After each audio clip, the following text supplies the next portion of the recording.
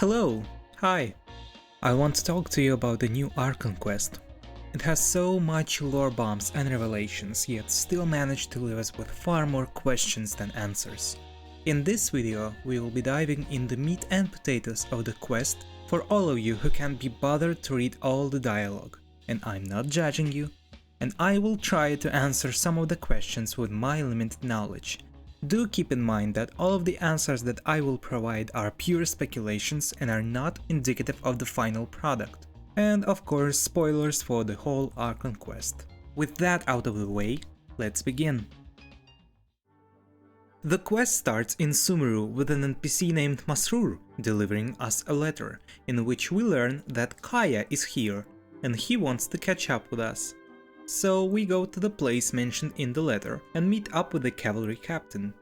We ask him what is he doing in Sumeru and why does he spend his day drinking at a tavern, to which we learn that he is on a mission to learn about the alcohol industry in Sumeru, which is very appropriate for Kaeya. The traveler then takes a guess that our captain already been in Sumeru before, with the reasoning that if he's here all alone, that means that he already knows the country, which is quite interesting logic from the traveler. Kaeya confirms this by telling us a story from his past of how he snuck in Sumeru when he was very young, because he was curious of his roots and outright states that he is from Kaenriah and that this nation is located somewhere near underground Sumeru. After Kaeya dropped his surname, Dainsleif decided to join the chat and asked Kaeya what does he know about his surname, Alberich, and I think you should just listen to this part yourself. So you remember me? Then we are already acquainted, Kaeya Alberich, descendant of the Abyss Order's founder. Kaeya accepts this information because, as he was able to tell, Dainsleif is also a pureblood Kaenrian. When confronted by Paimon, he says that this information basically changes nothing and leaves. And now, one on two with Dainsleif, we ask him what is he doing here, to which we learn that he is still investigating the Loom of Fate. Really quick, just to refresh your memory. Remember the upside down statue of Venti way back in the We Will Be Reunited quest, when we first met our sibling? Yeah.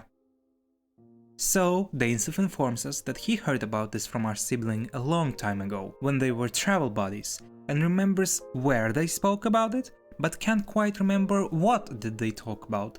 So, we head on to the location in the Avidia forest, which is quite close to the chasm. We stop at a small field and a house made from wood and leaves.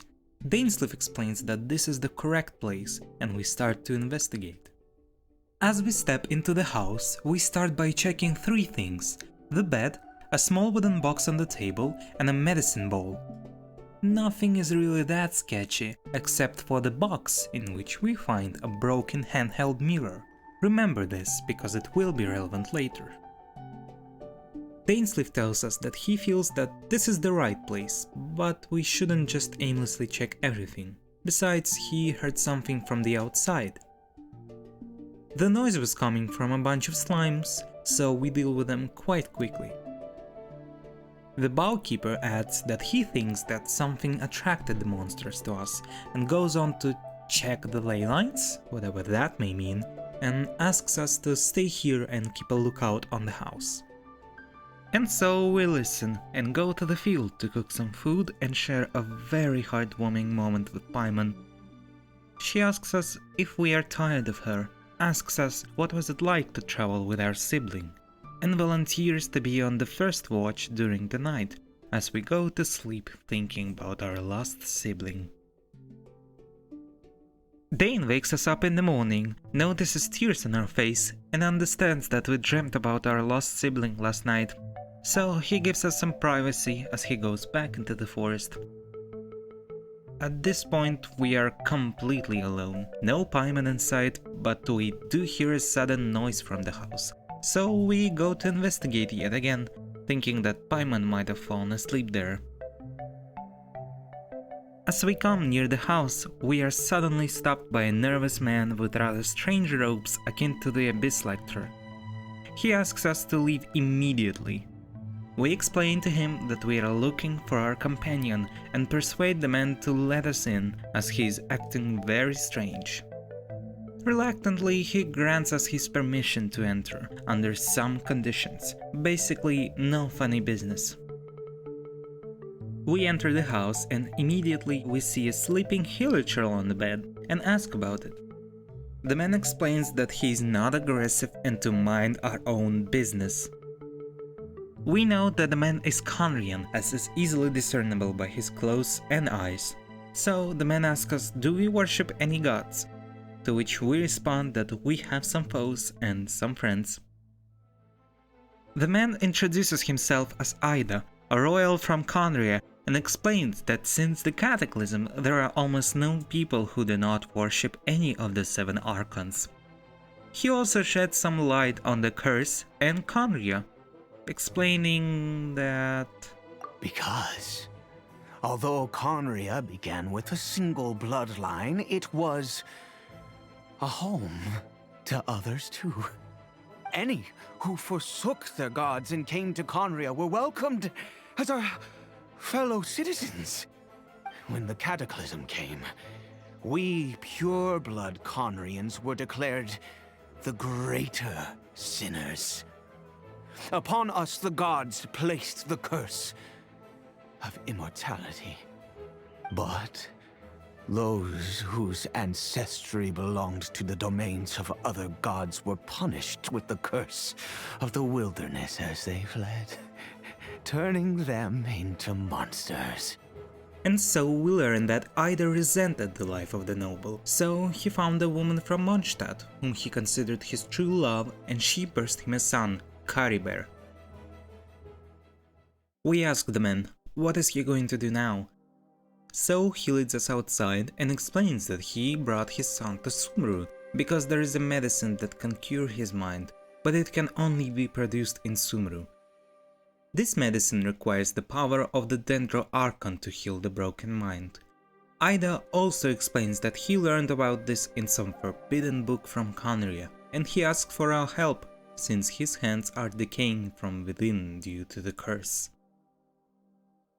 We obtain the recipe for the medicine, which is Kalpalata lotuses, Sumeru roses and a strange mushroom, and begin to prepare it. And after we give it back to Ida, he mentions that the final step is to pay the visit to the statue of the gods for the Archon power. So we go to the statue with him, where we see as he begs the statue to spare the life of at least Caribert, in hopes that it will bless the medicine. We go back to the house to administer the medicine, but nothing happens. As the man loses his hope, we tell him that he should try again since there is nothing to lose.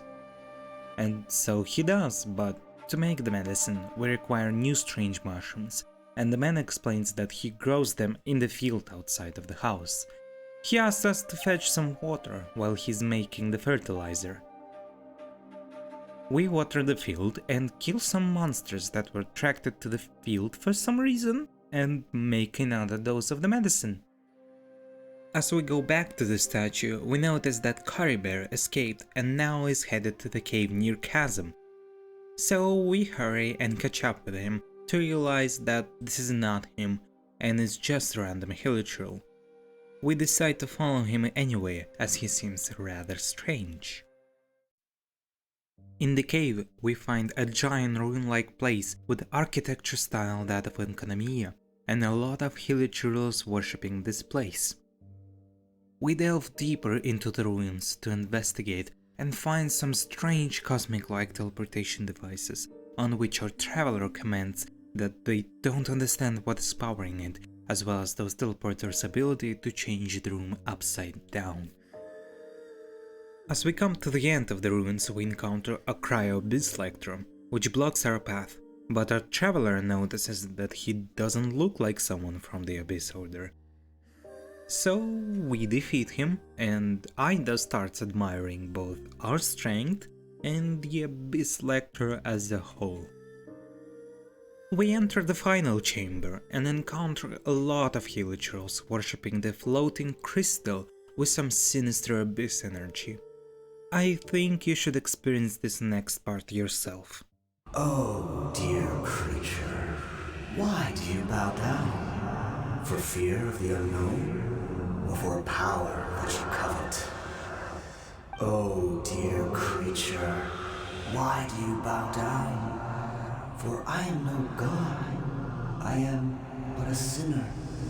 You are like a flower, born in sin, yet pure, spotless. I know your fate well. You need no longer hold back your resentment, nor accept the countless lies. Go forth, become a transcendent one. Rise beyond the fate bestowed upon you. And I shall shed a tear at the end of time, as I gaze back upon your life. Ida admits that he feels awesome in here, but we convince him to leave and to care to Caribert. To which he accepts, and we usher back to administer the medicine, which worked this time, as Ida thinks that what happened was fate. As you could imagine, a child that suddenly woke up in the body of a Hilichurl freaks out and asks what happened, as his dad explains that he's now a monster in a fairy tale, but he's not dead and there is no cataclysm anymore. Woohoo! Father of the Year! As the child calms down, Ida makes him promise to never take off his mask. We leave the house and discuss the situation, and Ida goes off on a long tangent about the 7 Archons and how they never could have helped him, but the god in the ruins did help him. We inform him that it was no god, as the boy stated himself, but merely a sinner, to which Ida takes great offense and tells us that he's going to pay his respects and storms off back into the ruins. And yeah, of course, we follow him to make sure that he's okay. But as we come back to the main room, there is absolutely nothing. No crystal, no Hilichurls, no nothing. Ida starts thinking that it was an illusion, but after some time he just accepts that it's gone, thinking that he will just meet his god later in the future. And we go back to Caribert. But surprise surprise, Caribert is not there anymore. We investigate the house and find the broken mirror again, to which Ida completely freaks out. We ask Ida what does a broken mirror mean, to which he explains that most probably Caribert took off his mask and looked underneath it. We hurry out to the forest to find Caribert, but instead we find some forest rangers. We ask them about Hilichurls and they respond that they just killed a bunch down there. Ida admittedly breaks down, and we try to keep him calm and ask about a solitary strange Hilichurl, to which forest rangers respond that yes, there was one, and point us in the direction. We find Caribert on the edge of the cliff, and Ida starts to comfort Caribert, but he is unresponsive until this.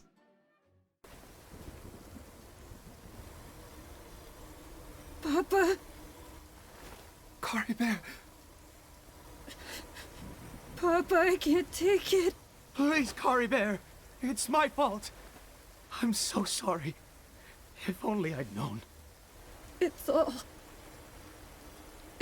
too much. Papa!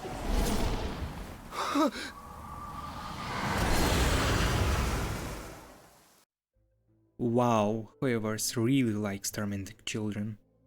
Anyways, we get knocked down by the blast and wake up in the house with Ida beside us. He informs us that he is aware about our true identity, but we tell him that we never met him before today. He parries that with our status, of course we couldn't have met all of them, and that his name is not Ida, it's Clothar Alberic. He mentions that the power from the sinner and from Caribert is the same, the power from the abyss. He tells us that Caribert will now be able to weave his destiny, because he is now the Loom of Fate. We tell him that this power is sinister, to which Clothar tells us that he never thought that we, of all people, will deny the abyss, since to all people of Kaenriah, we were their last hope and their abyss, but instead we brought something else. And then he calls us Prince or Princess of Kaenriah, which will depend on your traveler. And we wake up. Yep, it was all a dream scenario. But wait, there's more. I promise we are almost at the end, and after that we can go to the juicy conspiracy theories. So Dain and Paimon wake us up, asking what happened, and tell us that the ley lines are strange here. So we retell the story to Dain, and he tells us that it was no mere dream, but we were actually in our siblings' memories, and that our sibling never told Dain about this before. We also ask Dainsleif to help us find out what lies under this field, so we start digging.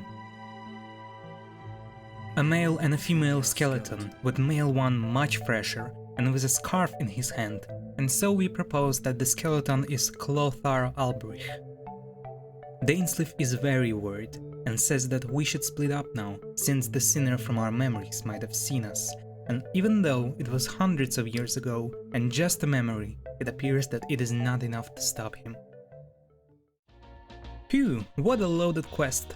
I'm not going to lie, the first time I played through the quest I was so confused that I thought that Kaeya was a Hilichurl and now became a person again, and I thought that we technically have our first playable Hilichurl, until I realized that they literally have different names and different mothers, and also Clothar was only mentioned as the ancestor of Kaeya, so he might be his uncle or grandpa, but maybe not his father.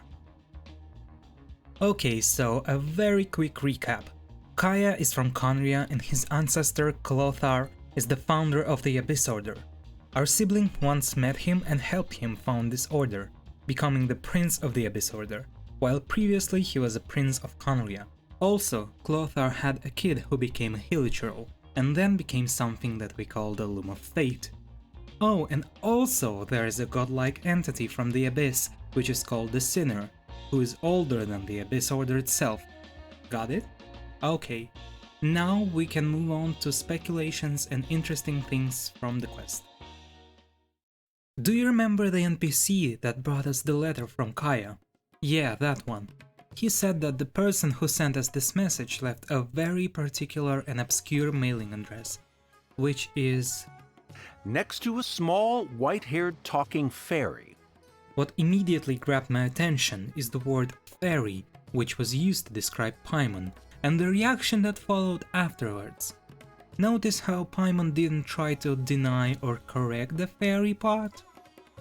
It might be a stretch, but it is not the first time when Paimon was straight up called a fairy, and nobody was surprised, considering that there used to be a whole civilization of fairies which are thought of as extinct nowadays. This might be just Hoyoverse's way to reveal Paimon's identity in the plain sight. Also, not so much speculation but more of a note. During the quest, right before we go to sleep, Paimon is very concerned that we might be tired of her and we may leave her. Just like our sibling once traveled with Dain, but eventually they parted ways. I'm almost sure now that Hoyoverse will make us part ways with Paimon at the end. But it's just my thoughts. Let me know what you think about that down in the comments. Moving on to Kaeya and the dialogue between him and Dain, when he just learned that he is the descendant of Clothar, the founder of the Abyss Order. He said some very interesting things like, "It does confirm an old suspicion of mine," and "Perhaps that's why my father left me in Mondstadt," as well as, "What you told me just happens to answer some questions I carry in my memories." So we basically have 2 points. Something clicked when Kaeya learned about his ancestor, and he understood why he was left in Mond, and not in comparison Sumeru, which is far closer to Kaenriah. To start, Kaeya knew that Dainsleif was listening in on their conversation, because when Dain joined us, Kaeya said that he finally decided to join the conversation. I think that Kaeya deliberately dropped his surname, knowing that it held some weight to Kaenrians, but didn't know exactly what it meant, just to bait Dain to join the table and explain it. Remember, Kaeya is a very cunning individual. he knows how to lie and manipulate people without ever dropping his charm and fake smile. Sadly, I can't really tell what memories Kaeya was talking about, since we have so little information on him, but I can't speculate.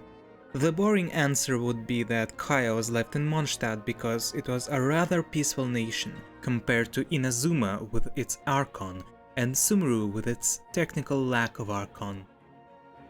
Suspicions and memories that Kaeya was talking about were just that, the story of his bloodline as intended in the quest. But Jester, you might add, Liyue was also a peaceful nation, why not there? It is closer to Sumeru as well. Well, to that I can only answer with a much more cracked speculation. Please do not take this as a valid and strong theory, since this is just my wild thoughts right after the quest, and yes, I am doing it literally on the day of the quest release. So, as we all know, Mondstadt is not what it seems to be. It appears as this quiet place with eternal spring grass fields and no issues, filled with joy and wine. The people are not troubled here, and the highest authority, the acting Grandmaster Jean, is literally chasing cats for the citizens. However, Mondstadt is very sus in terms of its connection to Kaenriah and Celestia. I am sure that all of you know about Venti's statue right outside of the cathedral and what the print under it says. If somehow you don't know, it is translated to the gateway to Celestia, and a lot of people are talking about Celestia slowly tilting and falling down on Mondstadt. Also, this is the place where we first learn about the Primordial One, aka the first who came, on the dragon spine, as well as the celestial nails that are thrown down from the skies. And it is also a place where Rhinedottir, aka Gold, and Alice chose to leave their children. Damn, we have a lot of shitty parents here. And yes, technically Albedo is not Gold's child, but still. And what do we know about those people? Well, Gold is literally a Kaenriah alchemist who used the forbidden art of Kaeya to defy heavenly rules and tried to create artificial life. Also, as a byproduct, created Durin, an absolutely massive dragon, and a lot of rift hounds, who can literally tear down reality to hop in their small dimension to teleport behind you and attack. While Alice is most likely one of the 4 Descenders because she's literally interacting with other worlds all the time, inventing telephones, bringing magazines, introducing idols as a concept, and etc, etc. So maybe Kaeya's dad knew about all of this and chose to leave his own child here because he knew of the strange and powerful creatures, as well as Gold, Kaenriah's top alchemist, living here, and that nobody ever suspected anything, or rather did nothing against them. Because, let's be clear, I am sure that Venti is well aware of Alice and Gold's intentions and true nature. I think we gave enough time to our favorite drunk and cavalry captain without any cavalry, so we can finally move on to some small thoughts and closing statements. Once we, as our sibling, meet Ida for the first time, he asks us about our thoughts on the Archons, to which we respond that we have some friends and some foes. I think it was an interesting detail because we as a traveler don't really have any foes in Archons, so I think it might refer to the unknown god, or in the case of our sibling. I think if they visited Inazuma the same way as we did, they were not able to make friends with Raiden A and might consider her a foe as well. Or even, who knows, maybe it's any other Archon that we didn't meet yet, like Tsaritsa, Murata, or Focalors. Another point that I wanted to draw attention to is the use of the broken mirror and an old voice line of Venti, where he greets us for the first time.